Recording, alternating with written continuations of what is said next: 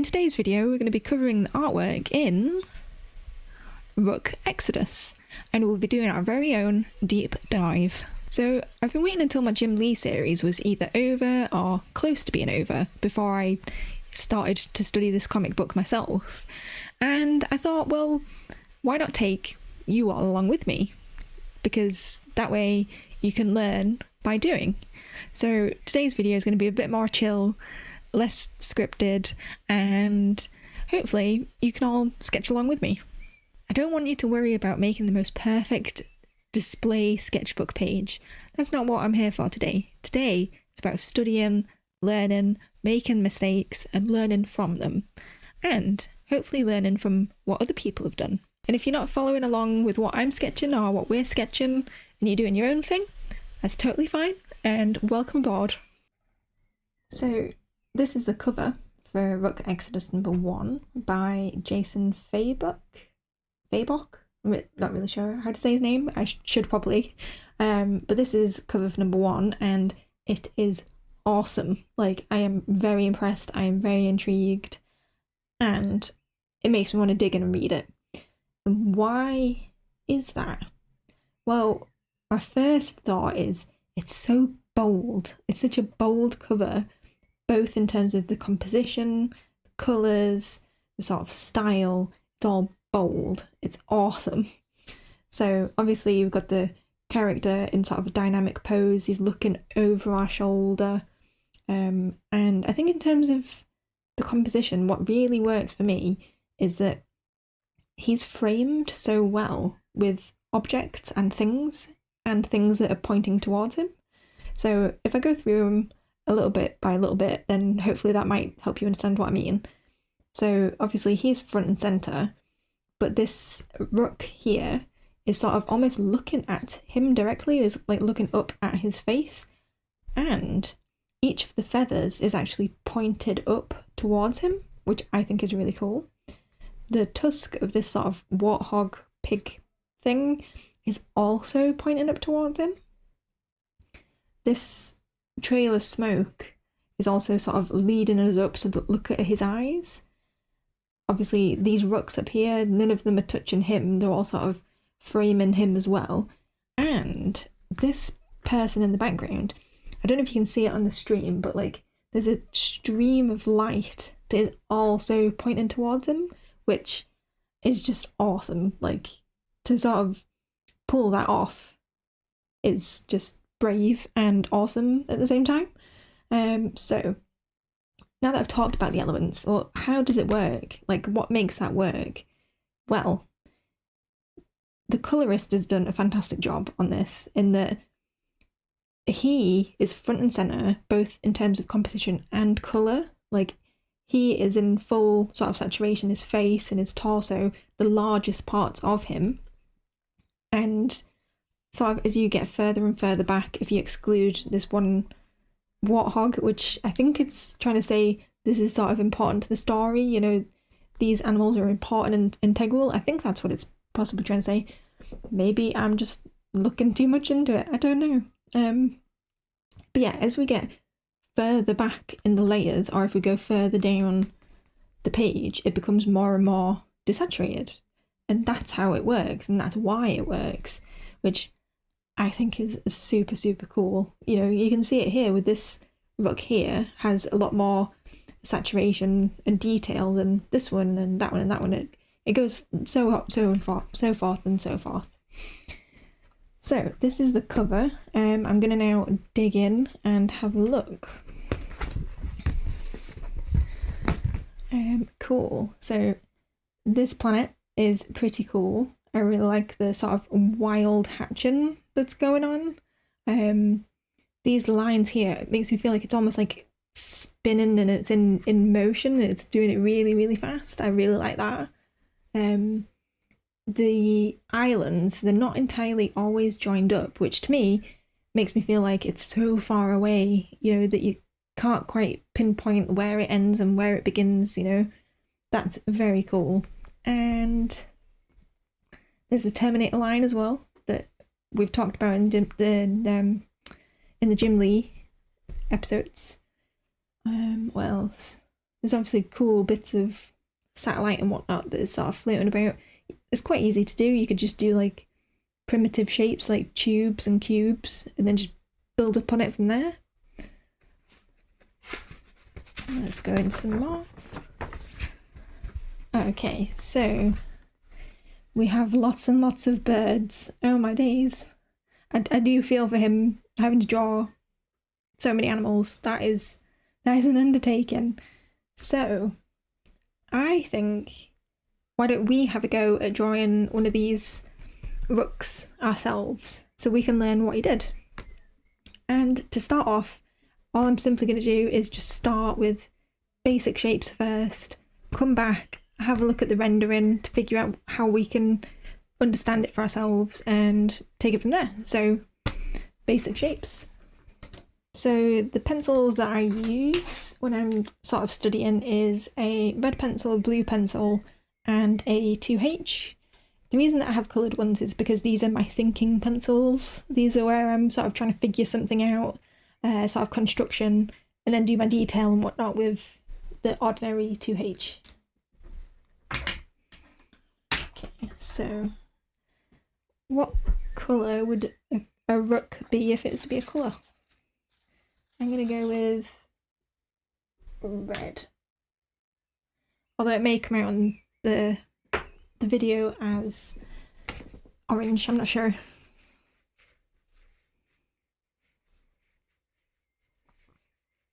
So I'm just going to start with a sort of circle for the head and a sort of oval shape for the body, just to keep it nice and simple.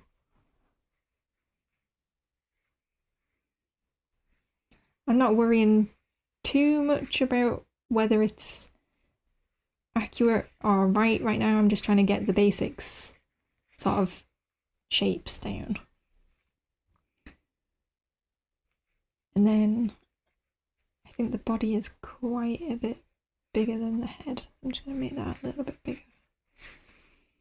And then the tail is sort of like a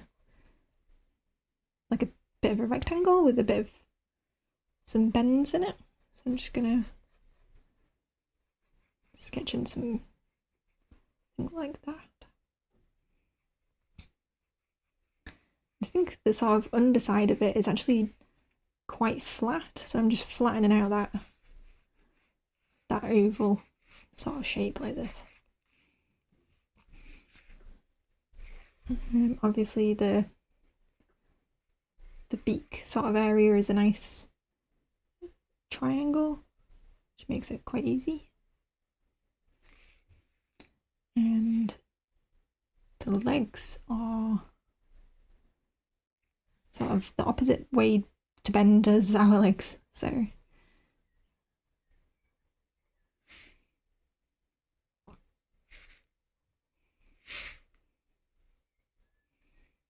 just gonna sketch that in like that.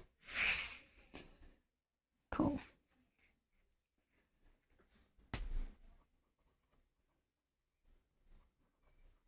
Just sketching some sort of easy sort of triangles for the toes, because right now we're just sort of getting in the general basic shape and not worrying too much.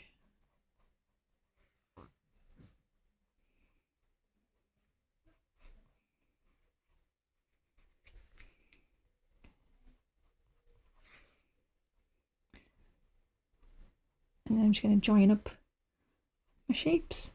I've noticed that his head is actually quite flat, which is a bit surprising for me. Okay, I think that will probably be okay for my sort of construction lines. I think the tail, if I look at the sort of between the feet and the tail, it's almost like the tail is almost on the ground, so I'm just going to accentuate that a little bit more, like that. Cool, so I'm just going to lighten this down, and then we can have a quick chat about how we're going to go about rendering it. Obviously, if you're still doing your construction lines, just pause the video and come back.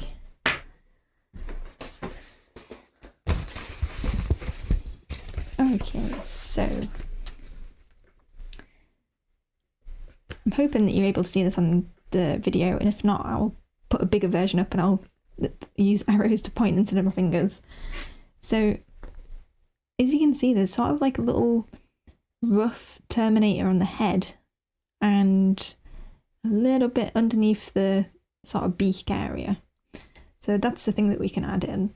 And there's a large area on top of the sort of shoulder area, I guess, of a bird. And it's sort of split into two. And I think the reason that it's done that is that enables sort of like layering of feathers. It sort of makes it look like that. So I'm going to try and incorporate that in there. And there's lots of tiny little highlights for the sort of feather layers in the body itself. So what I'm going to do is I'm going to put a guideline. So I know that this area here is going to be smaller highlight shapes, and then when I'm beyond that, I'm doing bigger highlight shapes all in the same direction, but then I'll have like sort of like a layer sort of system.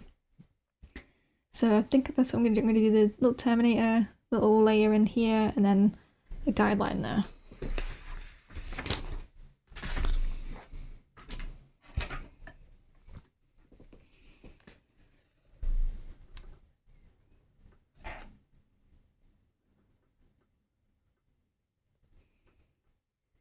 Okay.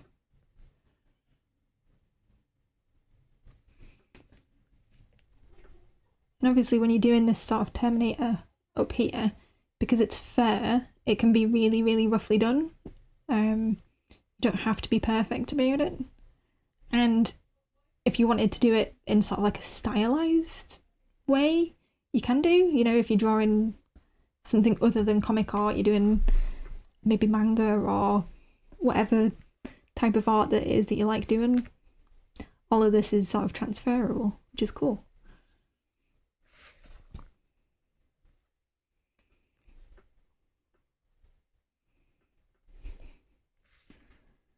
Just gonna try and plot in this eye.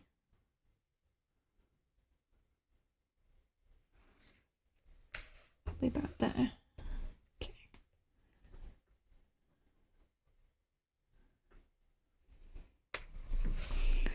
So got the terminator up there. I'm just gonna continue it down the back of the neck a little bit.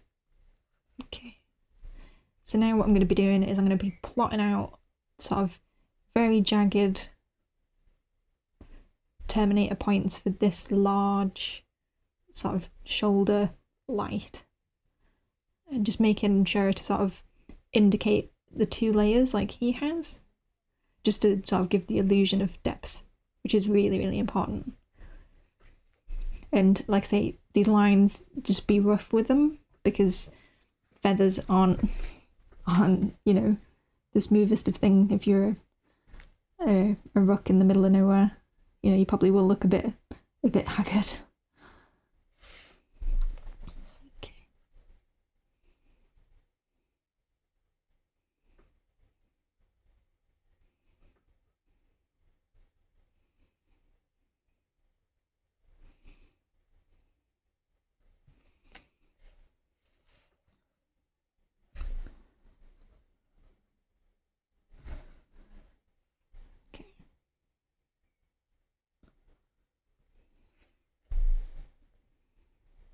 And obviously inside of this sort of big highlight zone, just add in a couple of little details just to sort of mix it up so that it doesn't look perfectly clean, you know. Okay, so I think the sort of smaller feathers are around the sort of neck area, so I hope you can sort of see it on mine, that's where I'm going to sort of transition from smaller highlight shapes to longer ones. And then if I can see underneath, there's like almost like a big patch of dark where it just goes into total spot blacks. And obviously this circle becomes a bit more feathery. So just sort of break it up with a couple of feather shapes.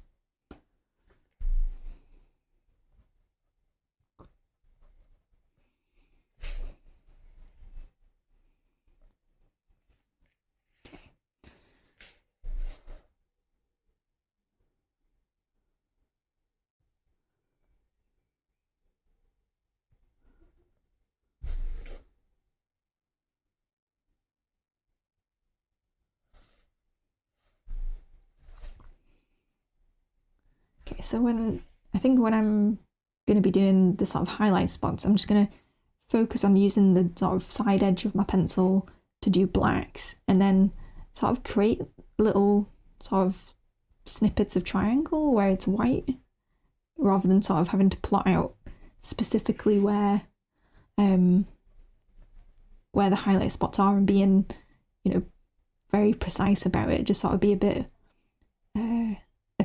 bit more organic, I think, is what I'm looking for.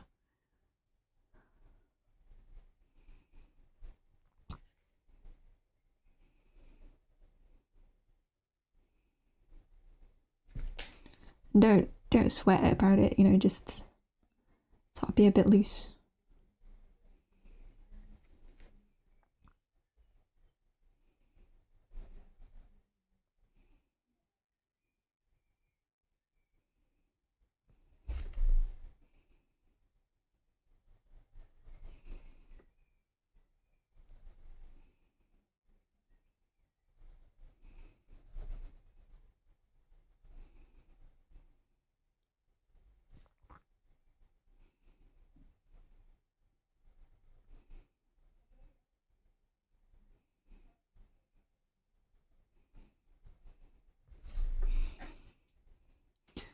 And when you're doing these little highlight spots, try and make them in the direction of the feathers, so that they sort of look like they are part of the feathers.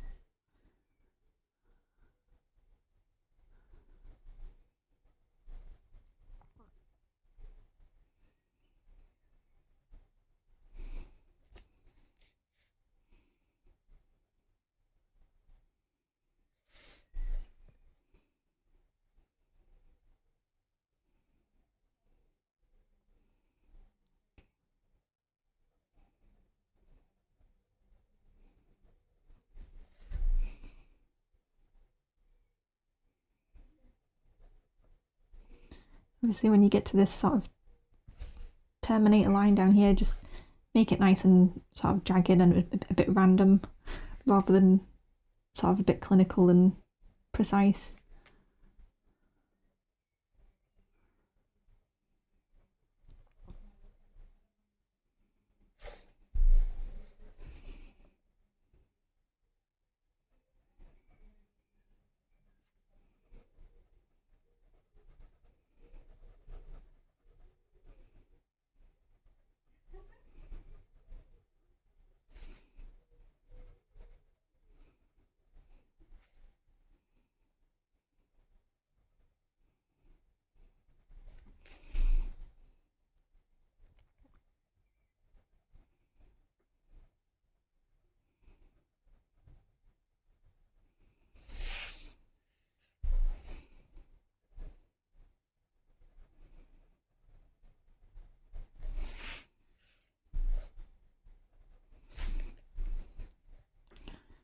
Now I'm onto the sort of larger area, so I'm going to make sure that my sort of highlight zones are a bit larger than they were up here.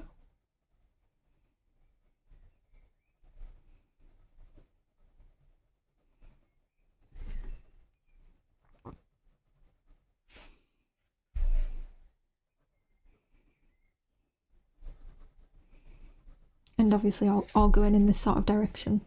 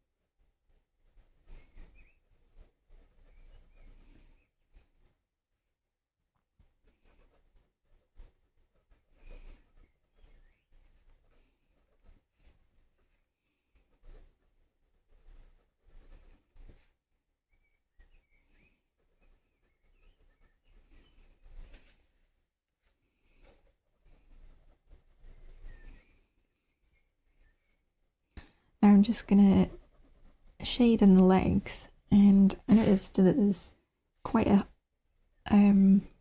dark cast shadow that sort of abruptly ends. So I'm just gonna make sure that I get that in, and it sort of goes down the back of the legs, and then there's little tiny little texture marks just on his legs, or her legs.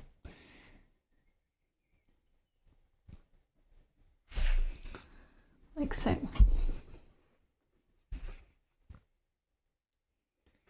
And what I quite like about the sort of shadow down here is that it's like a little bit broken up. Like it's not perfect. It's, you know, it gives texture to the ground, which I quite like. It's got like little rings around the little toesies.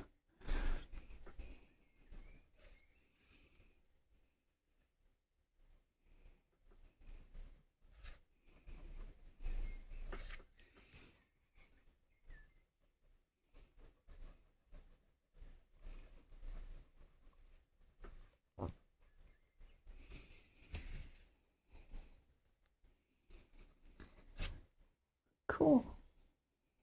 Yeah, I think that looks alright, you know, for first sort of go at drawing a rook. I think the eye needs a little bit more of sort of highlight definition on mine, but yours may well be okay.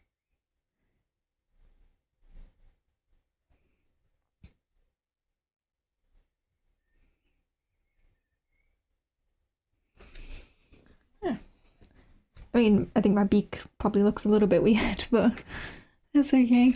Like, this is all about learning, and hopefully you've learned how to sort of create these wings in a bit more of a sort of organic fashion, so you don't have to meticulously draw each sort of highlight section. Cool. Moving on. Let's have a look. See.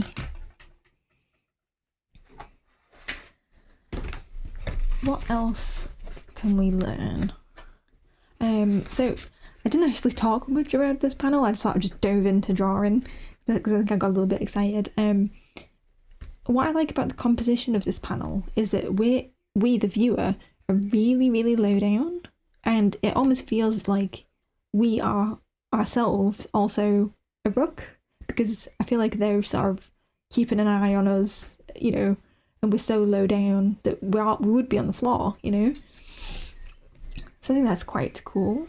I think I'm gonna draw some of these smoke effects, give you some tips on how to do that if I can figure it out. I think what I'm gonna do is I'm gonna start with sort of like circles and sort of overlap them and underlap them and try and add in this little bit of detailing, because everybody draws smoke and clouds a little bit differently. Like he uses quite a lot of like sort of under rendering, you know, to sort of emphasize the sort of circular shapes.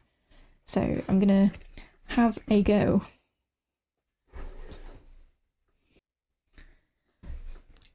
Okay, so what I quite like about these clouds in particular is that they're almost sort of coming towards us, which makes life very easy for us, I think, anyway. So I'm going to draw them sort of around this poor rook as if he's, you know, just witnessed something horrible. So I'm going to start off with just some sort of circle shapes, and you want to make them big, small, medium, and then sort of big, small again, and sort of overlap them as well.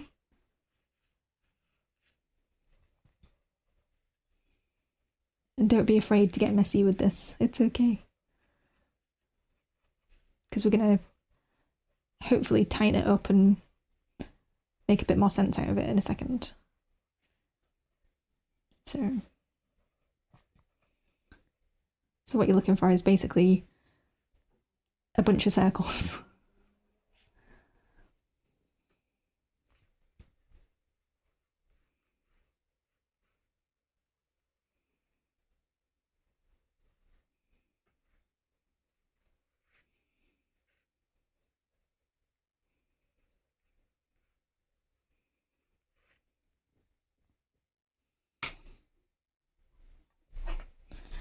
Okay, so I'm just gonna lighten these down.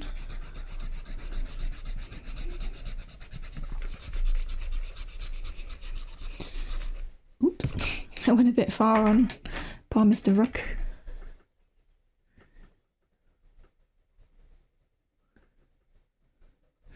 There we go. Cool. So, just sharpen the pencil.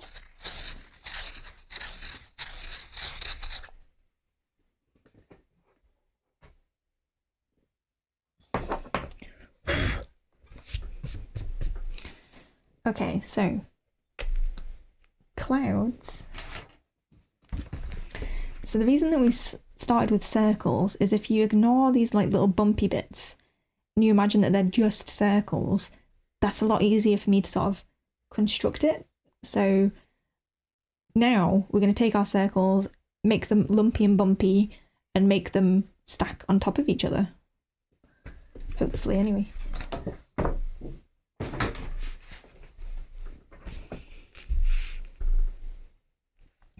So I like to try and start with the back, so then I can always just add stuff sort of in front, because you really want to make this work, you really want overlapping and underlapping.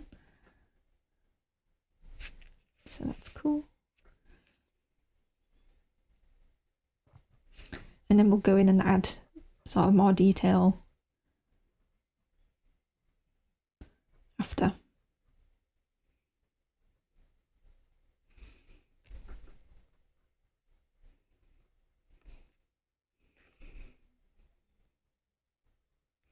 And obviously try and use your spheres as a basis and sort of mix and match your sort of blobs. So you don't always do just small ones, you sort of do big and small and overlap and underlap.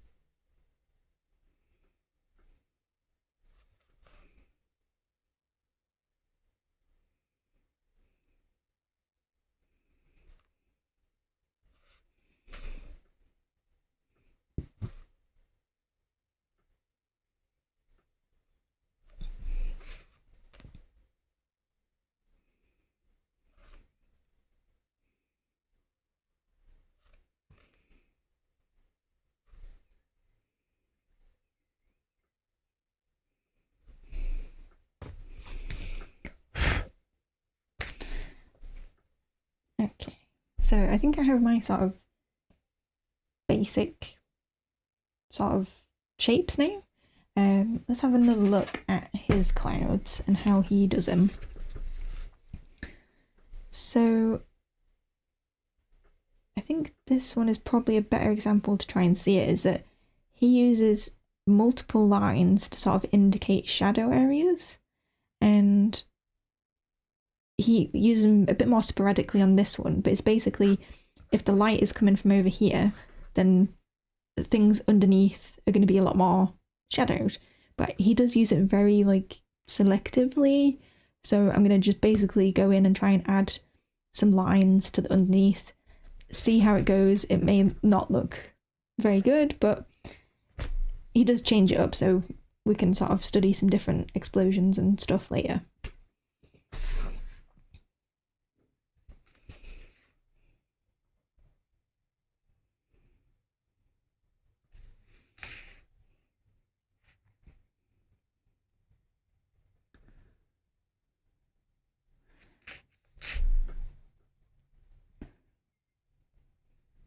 So now I'm just trying to be a bit sort of selective about adding some extra lines and obviously break them up as well, you know, like he did.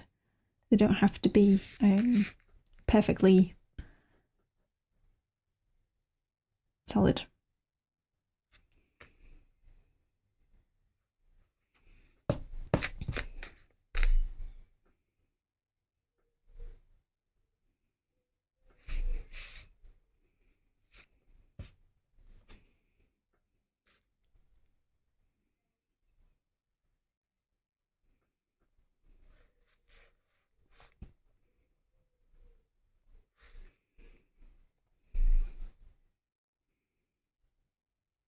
And obviously with your lines, sort of try and go with the contour of the circle or the cloud.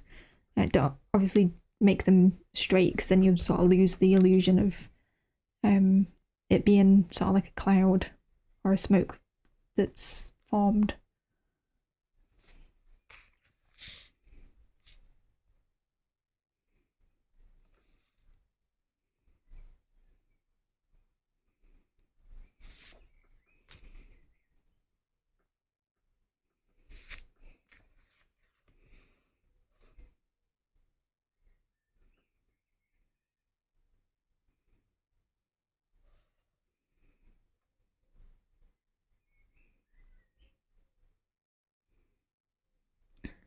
And with the sort of stroke shapes themselves, sort of mix them up. Do some longer and then some shorter and then some ones that are broken up. I do feel like I'm saying broken up a lot, so I apologise.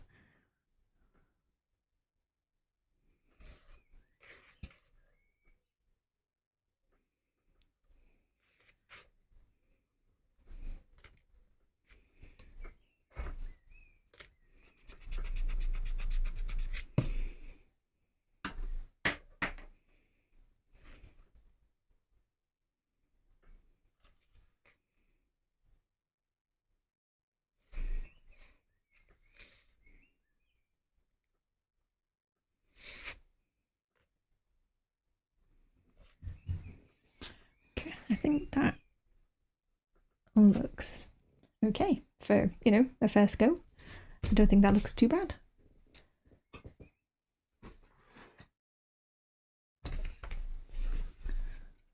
Okay, what next? I think I'm just going to draw one of these wings, because if you have a look, each feather or feather section has different directions of strokes. So these ones are vertical but very solid. These ones are vertical and sort of contouring towards the center of this area. And then these ones sort of are almost 45 degrees. And he uses quite thick block shadows on the underneath to create shadow, which I think is cool, and little tiny light terminators there. So I think I'm just gonna sketch in one of these wings here.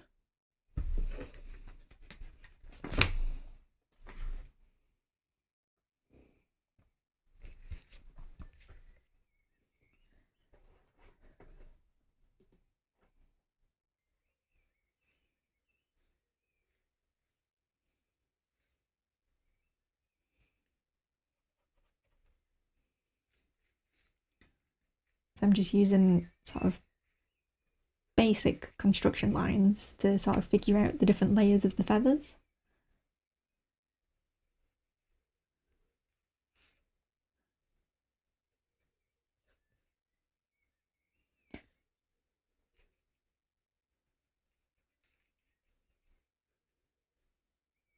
Sort of looks a little bit like a clog or something so far.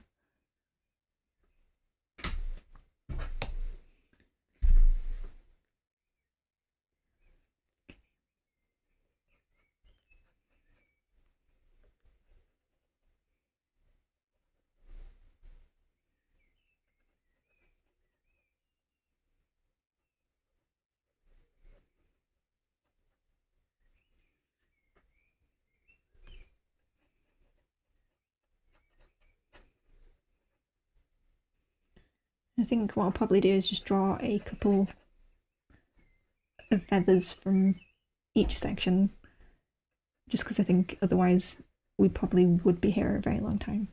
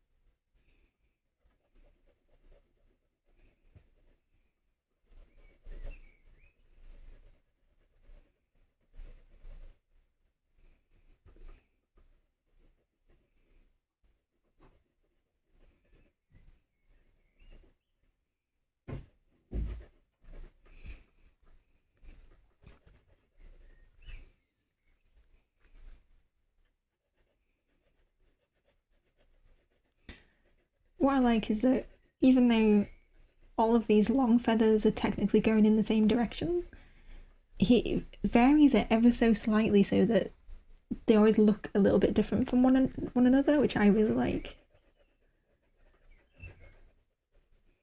And sort of adds separation by adding in these thick sort of blocks of black to sort of give that separation to each other.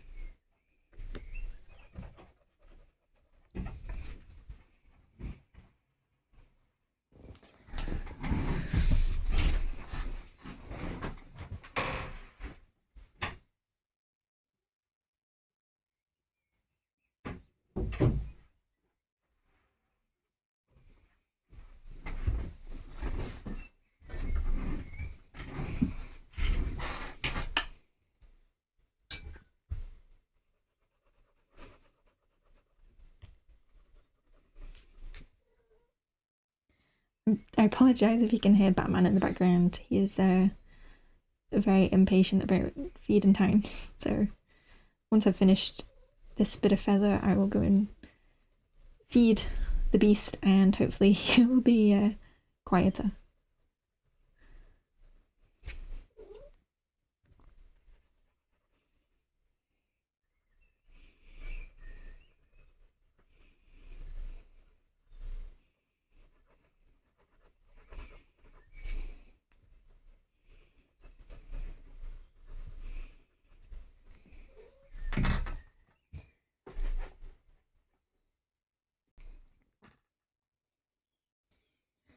Alright, so the beast has been fed and I am back.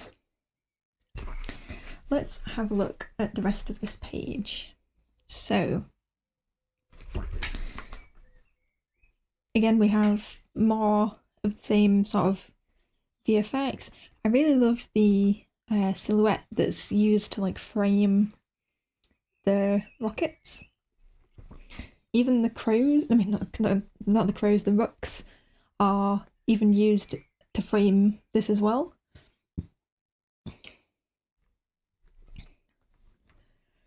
And a really easy way to sort of do this sort of composition is to make sort of an outline of some shapes, colour it in black, and then, especially if you're doing this digitally, when it comes to these sort of trees, if you figure out where your light source is coming from, then you just very loosely sort of shade in shapes and leave space where it's light, basically.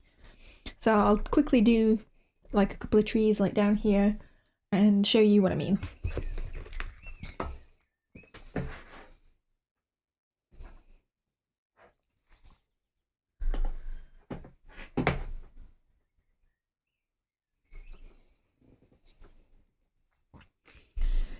So say there is some trees behind Mr. Rook over here, and the way that he's done it is he's actually sort of joined both trees together, which is quite interesting. So I'm just going to sort of do the basic outline shape. Like, again, just be really rough and easy with it. Don't sort of break yourself to do it very particularly, you know.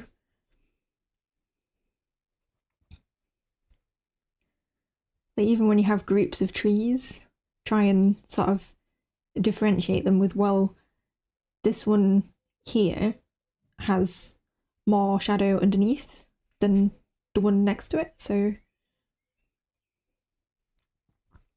obviously we want to try and keep in mind to sort of frame Mr. Rook. I think that would work fine. Okay, so I think for him, I think my light side is going to be towards him. So my shadows are going to be sort of the opposite to the image, which is not entirely helpful, but we'll work with it. We'll work with it. So all I'm doing is doing some really loose sort of squiggles. You just have to get your squiggle on, basically. And just remember that this side for me is dark, so if you split it down the middle, these sides for me are going to be darker, but you don't want to do it entirely black. You want to just have little glimpses of highlight. And then when you go into the highlighted section, just again, like, just be loose with it and just let your hand sort of go with the flow.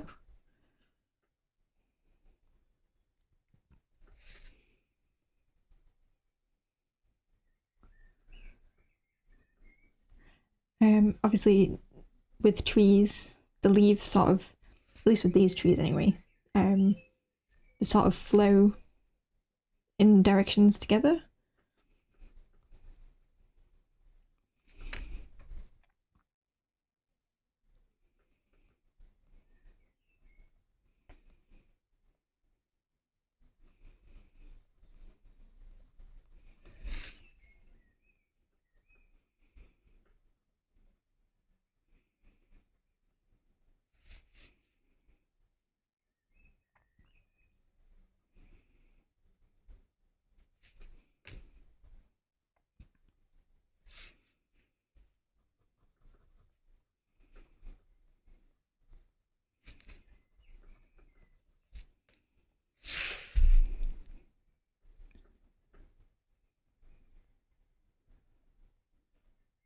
You can sort of add, you can sort of add little layers to the trees by adding little undershadows like Jason has done.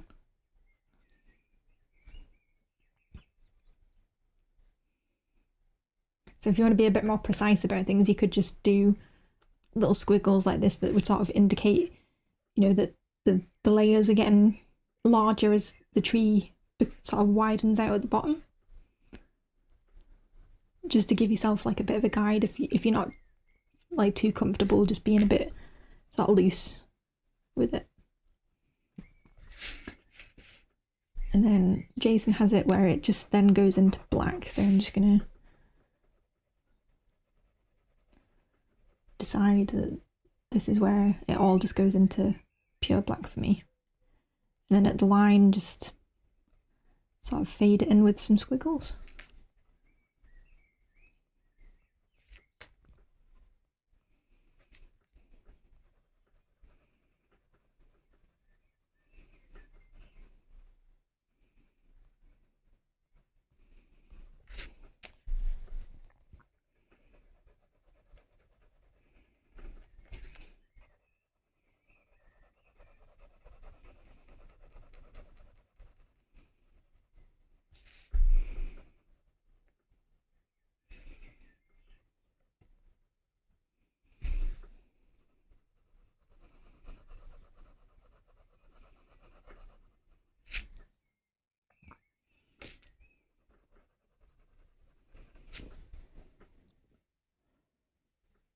And the beautiful thing about this is that I've done trees this way that have got quite distinct layers and the leaves that look like this, but you can use this technique with any type of tree. You just have to mix up the shapes, the sort of loose shapes that you do, the little squiggles. So if you wanted to make them really tight and circular, then you can make a bush, you know, you can make a different type of tree, which is really, really cool.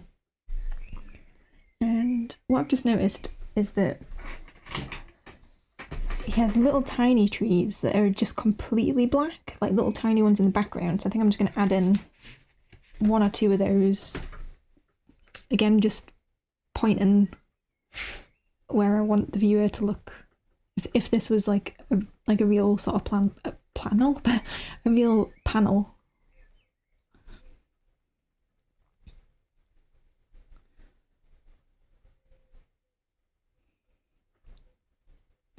And you can even like leave little gaps between them. So if they were joined together, it'd look more like a sort of mass.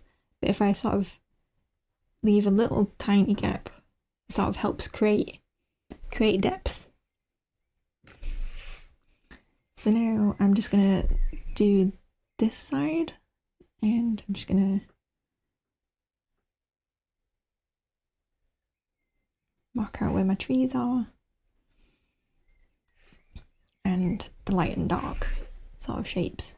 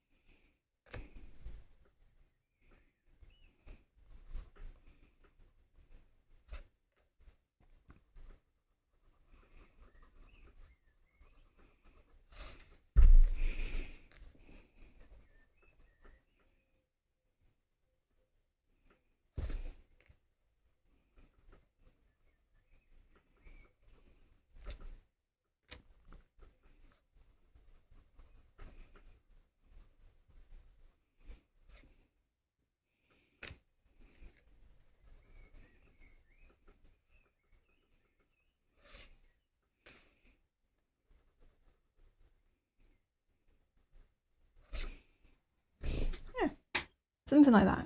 I think that looks okay. I don't think it looks too bad. Cool.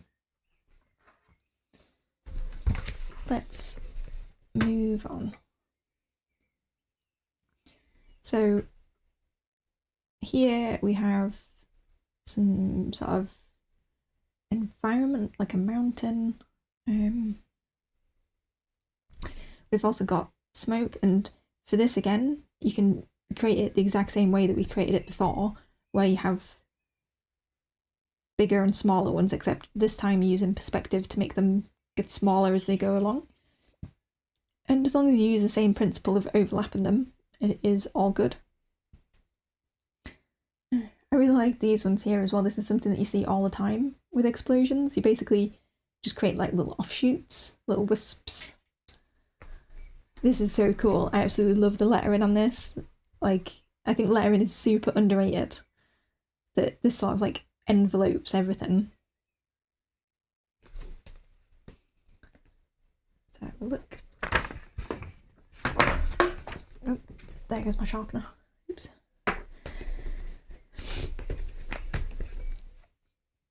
Okay, so here we have some nature backgrounds, and I know we've touched on it previously with the trees, but how about we have a bit of a tackle of these sort of cliff sides?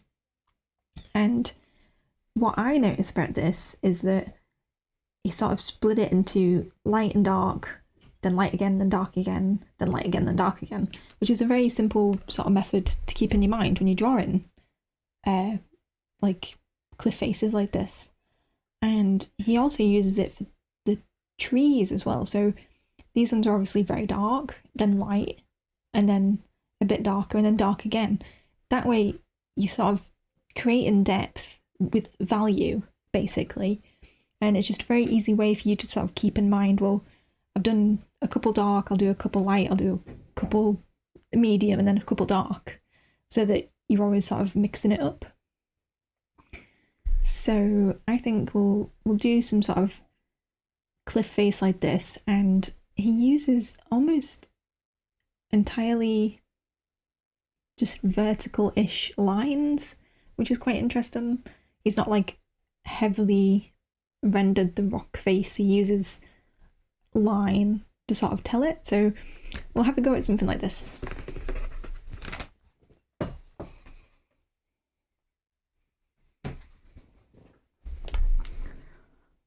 Okay, I think I'm just going to sort of plot mine in this space here, because I like to try and save space where I can, and basically just create some sort of bumpy shape. It doesn't have to be exactly like his. And if you start with the outline, then we can always go in and sort of add lines to represent sort of the faces, like so. So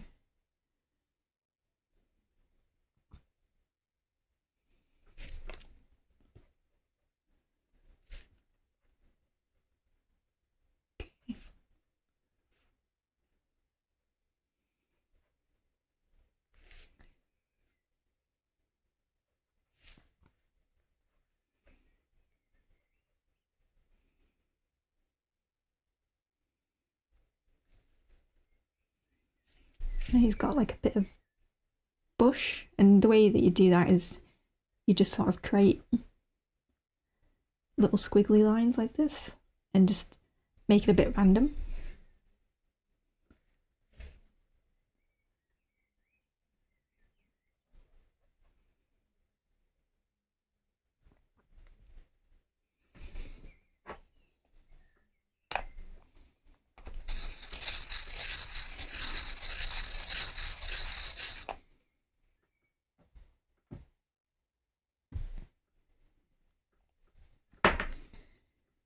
So what I'm going to do is I'm just going to clean up these shapes, because if you look at my shape here, it's way too sort of smooth for a cliffside. It needs to be sort of very straight and jaggedy.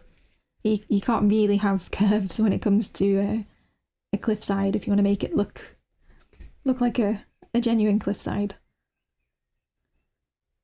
So just lots of nice little jaggedy shapes on that outline. Again, just be loose with it. Don't hold yourself to doing it perfectly.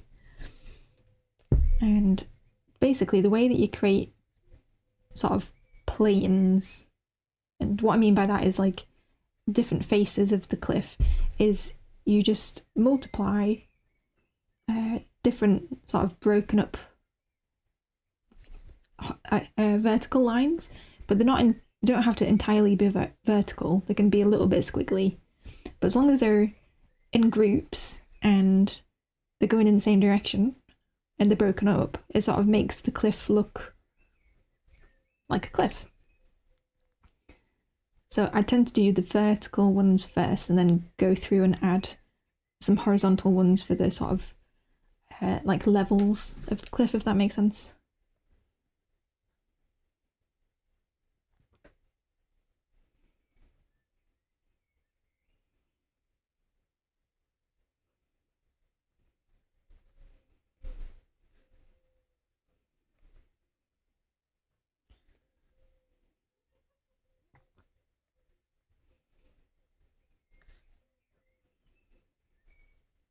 Just remember, you can have some that are sort of closer to one another and some that are further apart.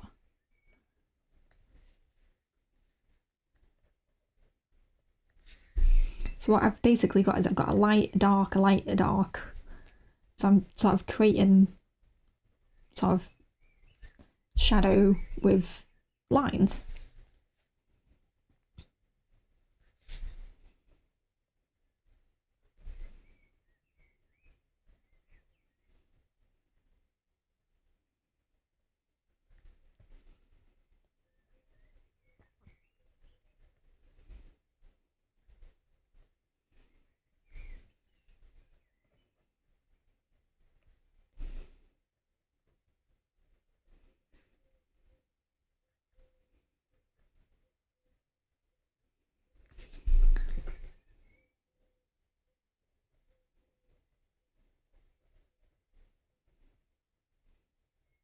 Obviously sort of mix and match the height and width of your shaded groups, because we don't ever want to be too repetitive.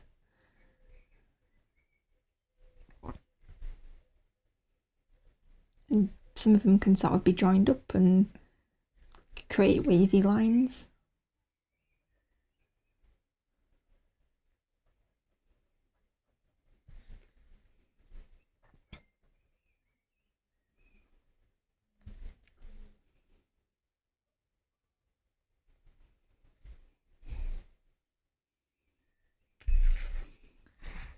So I think I've got like a pretty good starting point with my vertical lines. And now I'm just going to sort of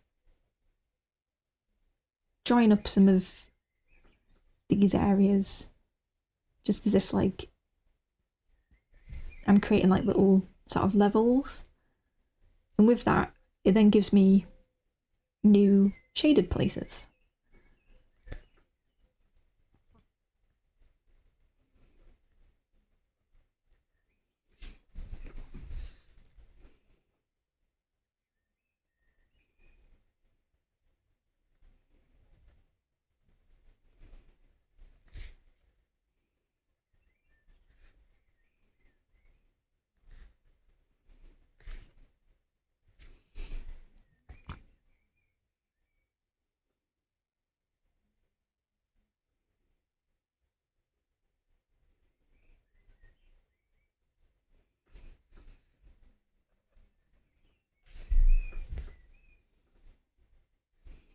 Okay, so I think we've got the basics of the cliff here now, and what we can do is just add some like little trees on top.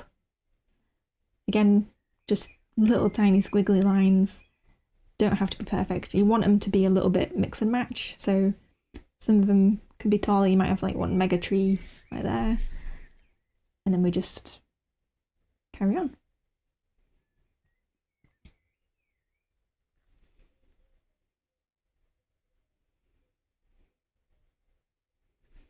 you can have some like gaps in the sort of tree line.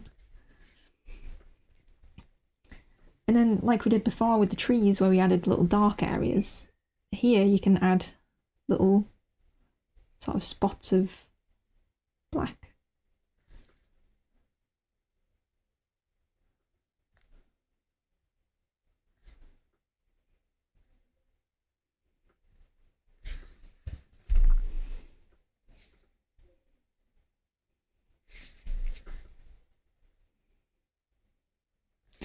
You can add some onto your little platforms.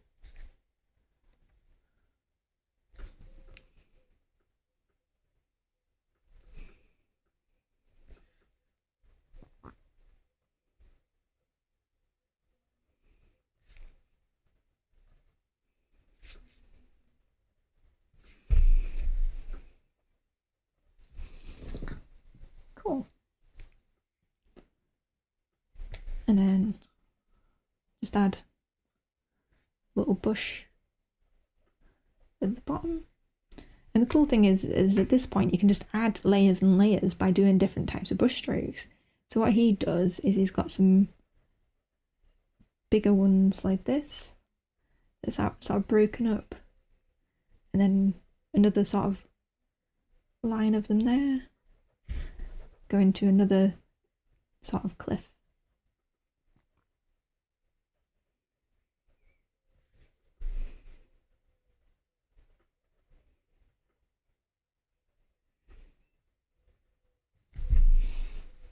Cool.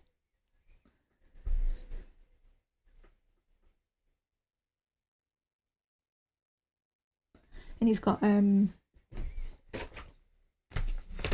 wonderful sort of fallen tree here. So I'm just gonna I'm just gonna sketch that in, and we can have a look at how he's used like little bits of negative space in the rendering.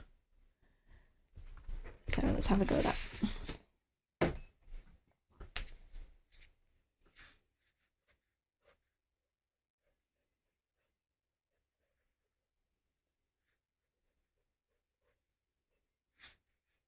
Ooh, it's actually like, looks like it's sort of fallen into water as well. So I think he's done it with sort of lines like this.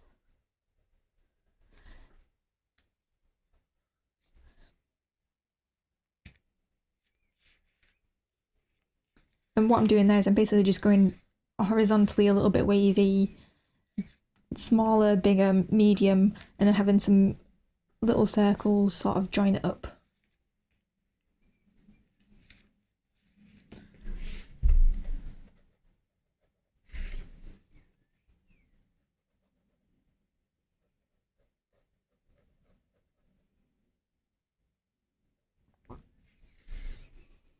It's got some sort of branches that haven't snapped off.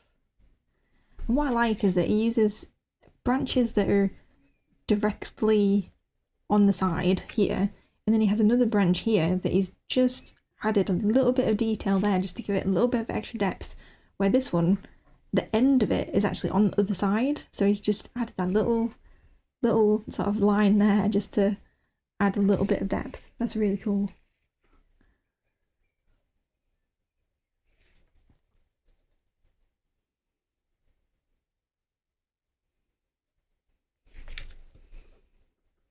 Again, with this sort of tree shape, you can just be loose as you like, because bark is obviously not entirely straight, and that's okay.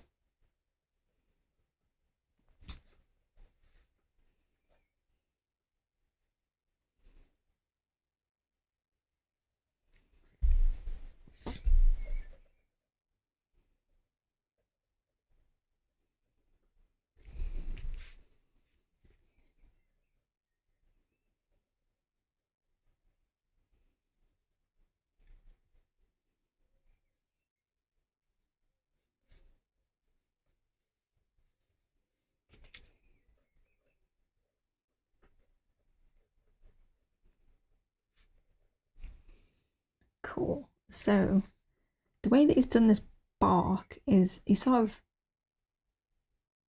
done random lines again of black, but made sure there's little tiny negative spaces in there. So just like we did with the feathers, we basically just need to create large patches of black, but making sure we have little tiny slithers like we did before. So I'm just going to mark mine out just so you can clearly see,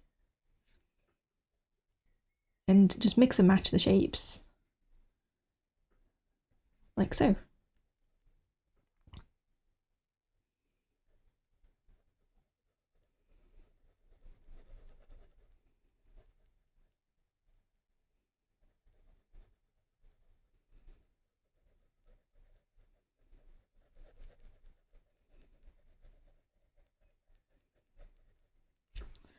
Cool.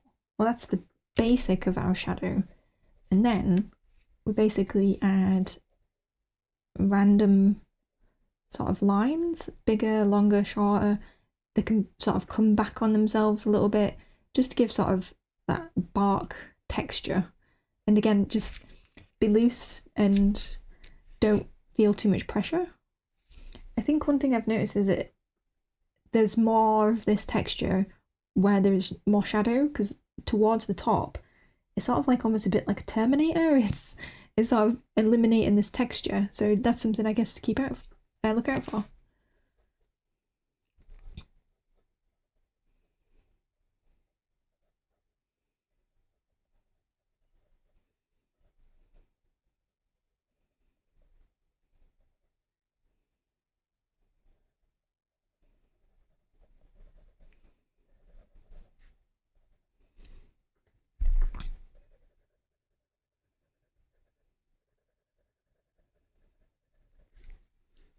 Ooh, and yeah, there's cast shadows as well from these little twigs.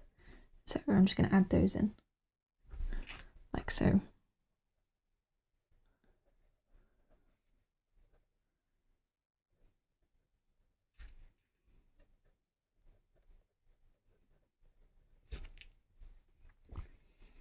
We have another tree stump here.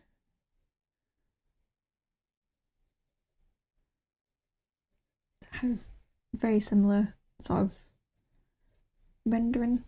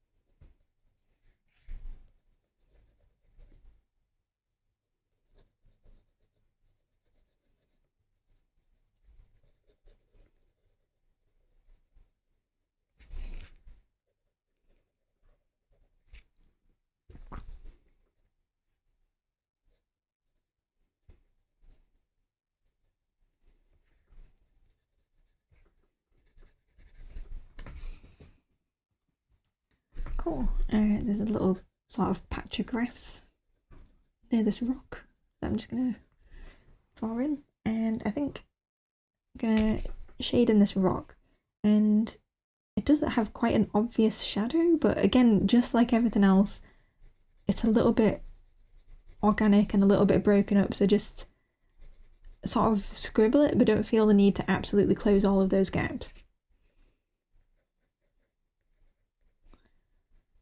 And then just add some little tiny textured lines on top, like that.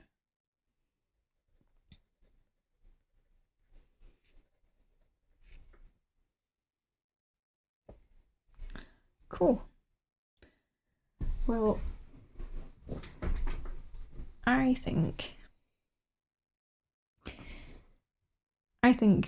for me today, that is probably enough. I've probably absolutely melted your mind and probably bored you with the amount of times I've said to not repeat what you're doing.